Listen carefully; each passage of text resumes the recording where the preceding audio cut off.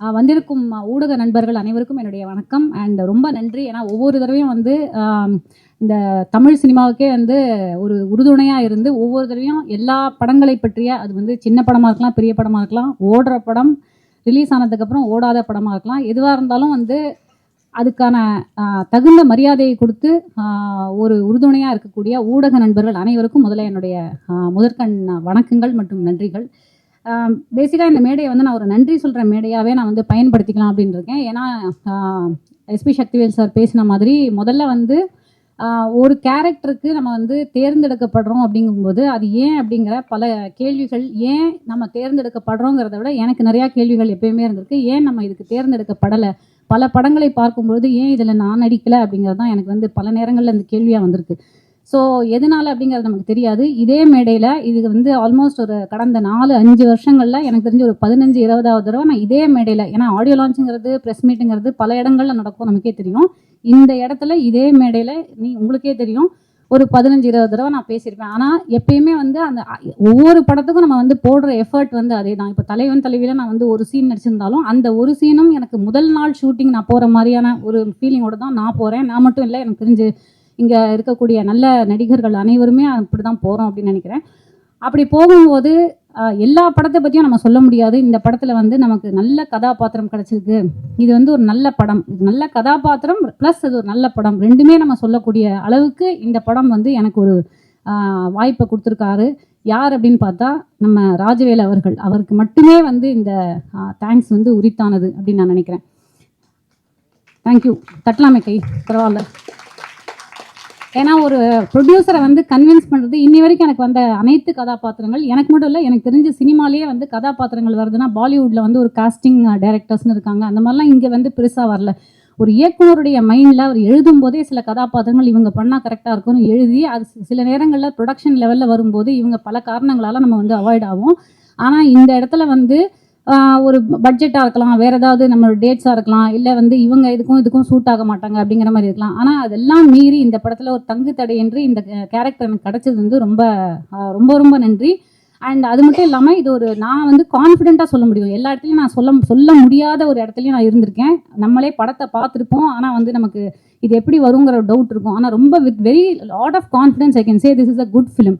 ஏன்னா அதுக்கு வந்து அடுத்து நான் வந்து சக்திவேல் சாருக்கு தான் நன்றி சொல்லணும். ஏன்னா குட் நைட்டை நான் பார்க்கும்போது நான் நினச்சேன் this is a good film. And அது உடனே அவர் பேர் வந்து யார் அப்படிங்கும்போது இவர் தான் அதுக்கு கிரியேட்டிவ் ப்ரொடியூசருங்கும் போது he has an I for good films அப்படிங்கும்போது அதே ஒரு அந்த ரசனையோட தான் அவர் வந்து இந்த படம், அவரோட ஒவ்வொரு படங்களும் அவர் வந்து எதெல்லாம் எடுத்து பண்ணுறாரோ அதெல்லாமே வந்து நல்ல ப்ராஜெக்ட்ஸாக இருக்குது. அந்த வகையில் வந்து இந்த ப்ராஜெக்ட் ரொம்ப அழகான ஒரு சிறப்பான ஒரு, கொஞ்சம் ஆடியோ வைங்க ப்ளீஸ். கேக்குதா? அதுக்கப்புறம் வந்து சிவகார்த்திகேயன் சார் அவர்களோட வந்து உங்களுக்கே தெரியும் 100 நாள் ஓடிய வருத்தப்படாத வாலிபர் சங்கம்ல நான் வந்து ஒரு அவருடைய வளர்ச்சி அங்கேருந்து இன்னி வரைக்கும் நான் மதராசிலையும் ஒரு சின்ன கேரக்டர் பண்ணியிருக்கேன். ஸோ அந்த வளர்ச்சி வந்து மிகப்பெரிய வளர்ச்சி. அவர் வந்து ப்ரொடியூஸ் பண்ணி, அதாவது சின்னதாக இருந்த இந்த லெவலில் இருந்த ஒரு படத்தை பெரிய படம் ஆக்கின அந்த நன்றி வந்து அவரை உரித்தானது. அதுக்கு சிவகார்த்திகேயன் அவர்களுக்கு நன்றி. அப்புறம் ப்ரொடியூசர், இந்த நண்பர் அப்படிங்கிற விஷயம் வந்து எனக்கெலாம் அந்த அளவுக்கு ஃப்ரெண்ட்ஸ் யாரும் கிடையாது. வேர் சம்படி வில் அவங்களோட லைஃப் சேவிங்ஸை ஒரு படத்துக்கு போடுவாங்க அப்படின்னா உண்மையிலுமே எல்லாரும் நண்பர் வந்து ப்ரொடியூஸ் பண்ணுறாரு அப்படின்னு ரொம்ப கேஷுவலாக சொல்லிட்டாங்க. ஆனால் இந்த நண்பர் அவர் வந்து அவரும் அவருடைய மனைவியும் சிங்கப்பூரில் அவங்க வந்து ஏர்ன் பண்ண என்டையர் லைஃப் சேவிங்ஸை இந்த படத்தில் போட்டிருக்காங்க ஒரு நண்பருக்காக. ஏன்னா 3 பேருமே வந்து கிளாஸ்மேட்ஸ். ஸோ அது ஹவுஸ்மேட்ஸ் எப்படின்றலாம் இந்த அளவுக்கு கிளாஸ்மேட்ஸாக இருந்திருக்காங்க அப்படிங்கிறது very bad, sorry. So really அந்த ஃப்ரெண்ட்ஷிப் வந்து ரொம்ப ஒரு என்விக்குரியான ஒரு ஃப்ரெண்ட்ஷிப் தான். அண்ட் தொடர்ந்து உங்களுடைய படம் எப்படி இருந்தாலும் பெரிய சக்ஸஸ் அடையவும் கண்டிப்பாக பியாண்ட் ஆல் தட் உங்களுடைய ஃப்ரெண்ட்ஷிப் வந்து நீடிச்சு இந்த வாழ்நாள் முழுக்க இருக்கணும் அப்படிங்கிறது என்னுடைய ப்ரேயர். அண்ட் அஃப்கோர்ஸ் வந்து எல்லாரும் வந்து காளியை பற்றி பேசுவாங்க. ஆனால் ஃபஸ்ட் டைம் வந்து எனக்கு இந்த படத்துக்கு இன்னொரு நன்றி நான் சொல்லி ஆகணும். ஏன்னா முதல் தடவை எனக்கு வந்து ஒருத்தர்கிட்ட நான் கதை கேட்டேங்க, நீங்கள் வந்து நீங்களும் கேளுங்க, ஏன்னா உங்களை தான் வந்து டைரக்டர் நினச்சிருக்காரு இந்த கேரக்டருக்கு அப்படின்னு சொல்லி எனக்கு ஃபோன் பண்ணி இந்த மாதிரி என்னை இன்ட்ரடியூஸ் பண்ணதே வந்து காளி அவர்கள் தான். நாங்கள் 2 பேரும் பல படங்களில் நாங்களே ஒரு கணக்கு போட்டு பார்த்தோம். பட்டியலில் ராட்சசன், வேலைக்காரன் போன்ற பல படங்களை நாங்கள் 2 பேரும் வந்து காம்பினேஷன்லையும் நடிச்சிருக்கோம், காம்பினேஷன் இல்லாமையும் நடிச்சிருக்கோம். சூரரை போட்டு பல படங்கள் சொல்லலாம். ஆனால் 2 பேரும் சேர்ந்து இந்த ஒரு படத்தில் தான் வந்து ஒரு த்ரூ அவுட்டாக ஒரு நிறையா சீன்ஸ் வந்து சேர்ந்து நடிக்க ஒரு இது கிடச்சிது. அண்ட் அஃப்கோர்ஸ் அவர் வந்து வாரம் ஆர்டிஸ்ட் அப்படிங்கிற மாதிரி ஒரு காலத்தில் வந்து ஒரு எஸ்வி ரங்காராவ், வி.கே. ராமசாமி அப்படிங்கிற மாதிரி மெட்ராஸ் மேட்டினியாக இருக்கட்டும், அதுக்கப்புறம் இப்போ வந்து தலைவன் தலைவியிலே நல்ல ஒரு ரிவ்யூஸு இந்த வருஷம் வந்துச்சு. இந்த வாரம் அடுத்து இந்த படம், அது அடுத்த வாரம் I'm sure this something in store. So அந்த மாதிரி வந்து தொடர்ந்து அவரும் வந்து தன்னுடைய அதாவது தமிழ் சினிமாவில் ஒரு தவிர்க்க முடியாத ஒரு நடிகராக, அது நாட் ஓன்லி ஆஸ் அ கேரக்டர்னு இல்லாமல் அவர் வந்து is become a lead. And very happy that Darshan and Kaali Venkat அப்படின்னு போட்டு வருதுங்கிறது ஆஸ் அ ஃப்ரெண்ட் எனக்கு I'm very proud. Kaali of course Darshan இவங்க வந்து இவர் சொன்ன மாதிரி பாய் நெக்ஸ்ட் டோர் அப்படிங்கிறத விடவ நான் வந்து எப்படி பார்க்குறேன்னா அவர் லுக்ஸு அதெல்லாம் வந்து of course he's tall, he's handsome, he look smart and இது குட் இது எல்லாமே. ஆனால் ஒரு ஏர்னஸ்னஸ் இருக்கும், ஒரு அதாவது அவர் நான் சொல்கிற ஒரு உண்மையான ஃபஸ்ட்டு டைம் நான் வந்து நடிக்கும்போது ஒரு படத்துலையும் ஃபஸ்ட்டு டே நான் வந்து ஷூட்டிங் போகிற மாதிரியே ஒரு ஃபீல்டில் நடிக்கிற ஒரு ஏர்னஸ்ட்டாக நான் இதை இன்னைக்கு ப்ரூவ் பண்ணணும், இந்த இடத்துல நான் வந்து என்னோட இதை ஸ்கில்லை காட்டணும், என் கிராஃப்டை காட்டணும் அப்படிங்கிற ஒரு தேடலையே இருக்கக்கூட ஒரு நடிகர் தர்ஷன் அவர்கள். அதுக்கு வந்து அவருக்கு வாழ்த்துக்கள். இந்த படம் வந்து அவருக்கு உண்மையிலுமே ஒரு லீக், நெக்ஸ்ட் லீகுக்கு அவரை வந்து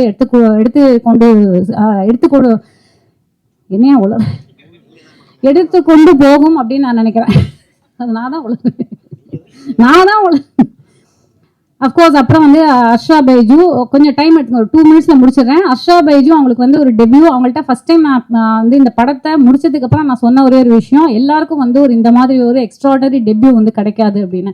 so I think she is very lucky, அவங்களும் லக்கி, அந்த படத்துக்கும் அவங்க வந்து ரொம்ப லக்கியாக அமைவாங்க அப்படின்னு நான் நினைக்கிறேன். So congrats Arsha.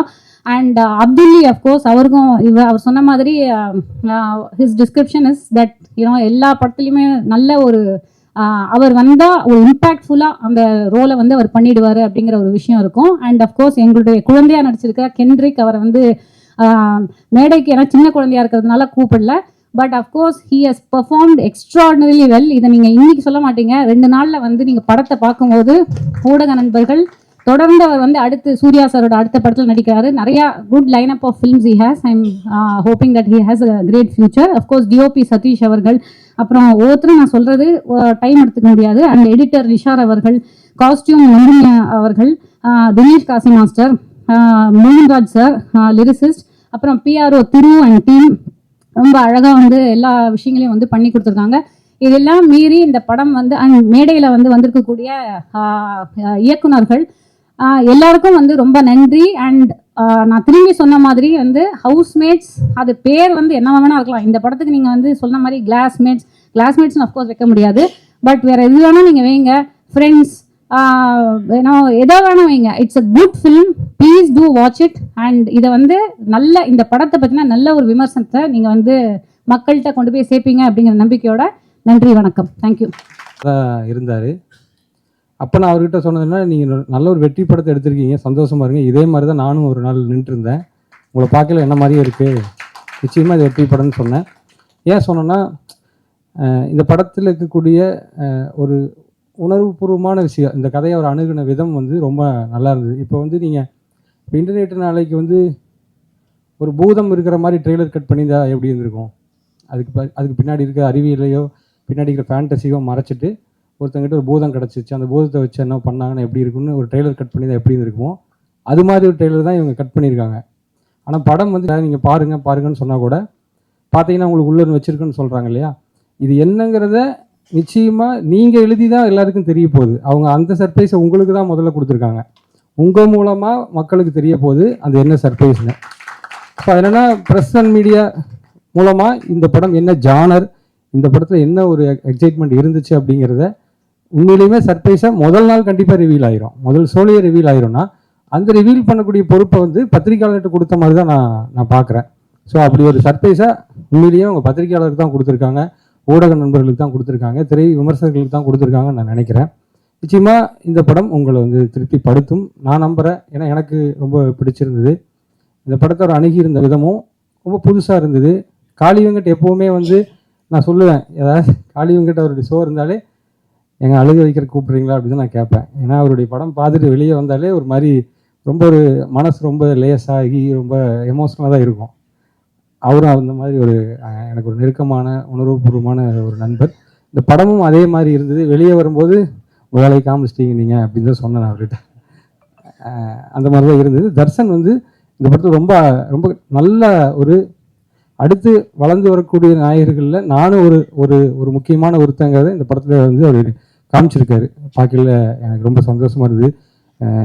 இந்த இந்த ப்ரொடக்ஷனும் சரி, இயக்குனரும் சரி, இப்போ இந்த படத்தில் நடிச்சிருக்கக்கூடிய நடிகர்கள் எல்லாருமே ஒரு மாதிரி ஒரு வகையில் ரொம்ப எமோஷனலான நெருக்கமானவங்களாக இருக்கிறதும் இந்த நிகழ்ச்சிக்கு வரணுங்கிறதுக்கு ரொம்ப காரணமாக இருந்தது. அதேமாதிரி கலை பிரதர் வந்து இதுக்கு பின்னாடி இருக்கக்கூடிய எல்லா பின்னணியிலேருந்து இந்த படத்தை வந்து எவ்வளோ தூரம் ஒரு கொஞ்சம் ஒரு ஒரு நல்ல பொசிஷனுக்கு இந்த படத்தை கொண்டு வரணும், நல்ல தியேட்டர் போடணுங்கிறது அவங்க காட்டுற இது வந்து ரொம்ப சந்தோஷமாக இருக்குது. ஒரு முதல் பட இயக்குனருக்கு எவ்வளோ ஒரு சந்தோஷம் கிடைச்சிருக்கு இந்த வந்து எஸ்கே ப்ரொடக்ஷன் மூலமாக இந்த படத்தை வந்து வெளியிடுறதுங்கிறது எனக்கு தெரியுது. நிச்சயமாக இந்த படம் பார்வையாளர் அனைவரையும் திருப்திப்படுத்தக்கூடிய படமாக அடுத்து வெளியிடக்கூடிய அந்த வாரத்தில் ஒரு சிறந்த படமாக இந்த படம் இருக்குங்கிறத என்னால் உறுதியாக சொல்ல முடியும். நிச்சயம் படக்குழு அனைவருக்கும் வெற்றிக்கு மனமார்ந்த வாழ்த்துக்கள். அதுதான் கதை. புதுவித தலைவலியில் மாட்டி சாகுறோம், கொல்லுற ஜெயிலு இல்லையே பெயிலு, தப்பிக்க வழி இல்லை, பிடிச்சவ கூட இருந்தும் சிரிக்க முடியல, கண்ணுக்கு தெரியா எனிமி இவனை துரத்த முடியலை. இதுதான் கதை. கண்டிப்பாக இது உங்களுக்கு புரியாது. படம் பார்த்துட்டு இந்த பாட்டை கேட்குறீங்கன்னா கண்டிப்பாக உங்களுக்கு புரியும் நம்பிக்கை எனக்கு இருக்குது. நான் வந்து எல்லா இயக்குனரோடையும் ஏதாவது ஒரு தேநீர் விடுதியில் நான் சந்திச்சிருவேன். அதே மாதிரி ராஜவேல வந்து ஒரு சாங் முடிச்சுட்டு மின்னாளி பாட்டுன்னு நினைக்கிறேன், அது முடிச்சுட்டு ஒரு ஈசிஆரில் ஒரு தேநீர் விடுதிக்கு போனோம். அப்போ அவர் பேசிகிட்டு இருக்கும்போது கதையை பற்றி சொன்னார். இந்த கதையை எப்படி எடுப்பார் அப்படிங்கிற எனக்கு ஒரு அந்த தயக்கம் இருந்தது நிறையா. ஏன்னா கதை சொல்கிறது ஈஸி, இதை எடுக்கிறது ரொம்ப ரொம்ப கஷ்டம். நீங்கள் ட்ரெய்லர் நான் பார்த்துட்டு எனக்கே ஷாக், என்ன இது பேய் படம் மாதிரி கட் பண்ணிட்டாங்களே அப்படின்னு. ஆனால் அதை தாண்டி வேற ஒரு கதை இதில் இருக்குது. கண்டிப்பாக எல்லாரும் அதை தான் சொல்ல முடியும். ஏன்னா நாங்கள் ஸ்டேஜ் ஏறும்போது எதுவும் சொல்லக்கூடாது அப்படின்ட்டாங்க. அதனால தான் வந்து எங்களால் எதுவுமே சொல்ல முடியல. ஏன் அப்படின்னு நான் கேட்டேன். அது நான் வந்து தப்பு இல்லையா அப்படின்னு நான் கேட்கும்போது, நான் வந்து ஐடியா மட்டும்தான் கேட்டு பாட்டு எழுதினேன். எனக்கே வந்து கொஞ்சம் ஐடியா தெரிஞ்ச எனக்கே படம் வந்து அவ்வளோ ஹாப்பியாக ஃபீல் கொடுக்கும்போது, எதுவுமே தெரியாமல் நீங்கள் உள்ளே வரும்போது கண்டிப்பாக பெருசாக உங்களுக்கு வந்து சக்தி ஐயா சொன்ன மாதிரி எதிர்பாருங்கள் அப்படிங்கிறது தான் சொல்ல முடியும். இந்த படத்தில் நான் இருக்கிறதுக்கு காரணம் எஸ்பி சக்திவேல் ஐயா தான். நான் வந்து லயோலா காலேஜில் படிக்கிற அங்கேருந்து ஆரம்பித்த நட்பு இன்னும் அப்படியே கண்டினியூவாக தொடருது. குட் நைட்லேருந்து அப்படியே நான் வந்து லவ்வர் அப்படின்னு நான் ஒவ்வொரு படமாக கூட்டிகிட்டு போகிறதுக்கு ரொம்ப நன்றி ஐயா. ரொம்ப ரொம்ப ஹாப்பி. அதுக்கப்புறம் நான் வந்து ராஜேஷ் முருகேசனை பற்றி சொல்லணும். அவரோட வந்து ரொம்ப என்ன சொல்கிறது, ரொம்ப தங்கமான மனிதர். அவரோட நான் இந்த படத்தை தாண்டி இன்னும் ஒரு படம் பண்ணுறேன், அடுத்தடுத்தும் படம் பண்ணுவோங்கிற ஒரு நம்பிக்கை இருக்குது. ஏன்னா நாங்கள் லிரிக்ஸ் உட்காரும் போதே ஒரு ஐடியாவோட போனோம்னா அந்த பாட்டை முடிச்சுட்டு தான் வெளியே வருவோம். அந்த அளவுக்கு எங்களுக்குள்ள ஒரு நல்ல ஒரு கெமிஸ்ட்ரி இருக்குது. ரொம்ப ரொம்ப சந்தோஷமாக இருக்குது. அதே மாதிரி இந்த படத்தில் வந்து நான் இப்போ ஒரு லிரிக்ஸ் சொன்னேன் இல்லைங்களா, தப்புள்ள தவிலன்னு ஒரு பாட்டு வரணும், அதை வந்து ஷாண்டோலன் ஐயா பாடியிருக்காரு. எனக்கு ரொம்ப ரொம்ப ஹாப்பி. இந்த படத்தில் எப்படியாவது ஷாண்டோலன் ஐயா வந்தால் இன்னும் ஹாப்பி. ஏன்னா எங்கள் காம்போ நிறைய படங்கள் பண்ணியிருக்கோம். அதே மாதிரி இந்த படத்துலையும் இந்த நல்ல படத்துலையும் அவர் இருக்கிறதுல எங்களுக்கு ஒரு பெரிய சப்போர்ட்டாக நாங்கள் நினைக்கிறோம். இந்த ஸ்டேஜில் இருக்கிற அஜய் ஞானமுத்து ஐயா, லாஸ்ட் இயர் வந்து உங்களோட டிமாண்டி காலனி 2 பண்ணேன், ஃபுல் சாங் பண்ணேன், அதுவும் பெரிய ஹிட் ஆச்சு. உங்களோட அசிஸ்டன்ட் கண்டிப்பாக ரொம்ப நல்ல படம் எடுத்திருக்காரு. ரொம்ப ரொம்ப நன்றி. நீங்கள் இந்த ஸ்டேஜில் இருக்கிறது ரொம்ப ஹாப்பியாக இருக்குது. தர்ஷன் ப்ரோ, கனா படத்துக்கு அப்புறம் நம்ம வந்து சிவகார்த்திகேயன் ஐயாவோட நம்ம அந்த பேனரில் கலை சார், நான் அப்புறம் தர்ஷன் இருக்கிறதுல ரொம்ப ஹாப்பி. அதில் தமிழ் வந்து ரைட்டராகவும் அசிஸ்டண்ட்டாகவும் இருந்தார். எல்லாருமே ஒரு மலரும் நினைவுகளாக எனக்கு ரொம்ப ஃபீல் ஆகுது. ரொம்ப ஹாப்பி. இந்த படத்துக்கு இன்னொரு இந்த ஸ்டேஜில் இருக்கிற இன்று நேற்று நாளை ரவி சார் ரொம்ப ரொம்ப ஹாப்பி. நீங்கள் ஒன்று கேட்டீங்க, அது குழாவை திறக்கணும் ஆனால் தண்ணி வரக்கூடாது அப்படின்னீங்களா, அது மாதிரி கதை சொல்ல முடியாமல் இருக்கிறோம். இருந்தாலும் கண்டிப்பாக தேட்டரில் போய் பாருங்கள். நமக்கு சில ஸ்கூல் மேட்ஸ், காலேஜ் மேட்ஸை வந்து மறக்கவே முடியாது. அதே மாதிரி இந்த ஹவுஸ் மேட்ஸ் வந்து உங்களால் மறக்க முடியாத ஒரு படமாக இருக்குங்கிற நம்பிக்கை இருக்குது. நன்றி. கல் பெத்தலாபம் மாதிரி தான் நிறைய ரோல்ஸ் எனக்கு வரும். பட் அப்படியா இருந்தாலும் நான் ரோல்ஸ் ரொம்ப, ஏன்னா அந்த மாதிரி நிறைய விஷயங்கள் வரனால சீரியட் ஆயிடக்கூடாதுன்ற பயமும் எனக்கு இருந்தது.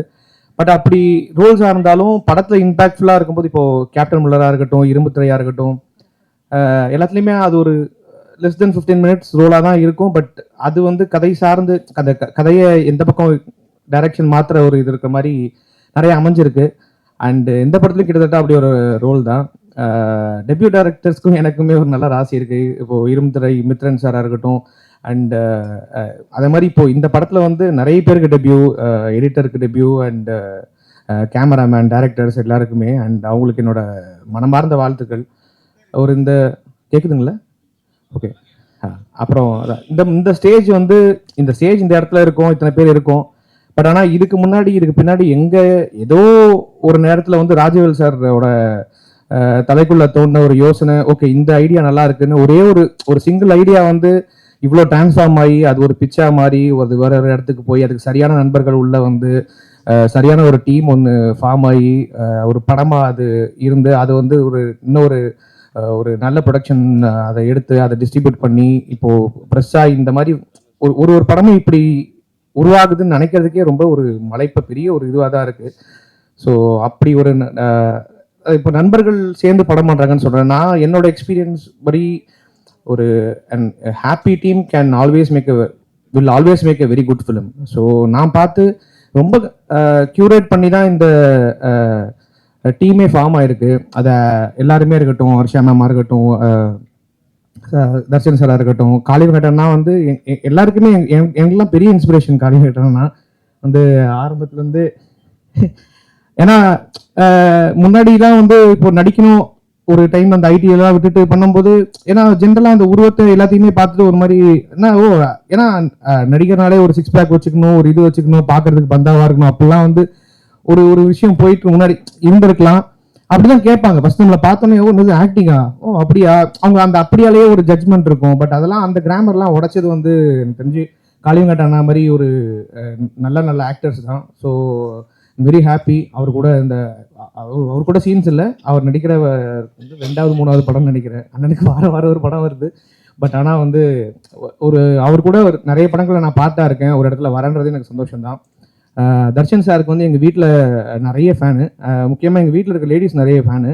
நான் வந்து ஹர்ஷா மேம் ஃபேனு. அப்புறம் ராஜவேல் சாருக்கு ரொம்ப நன்றி.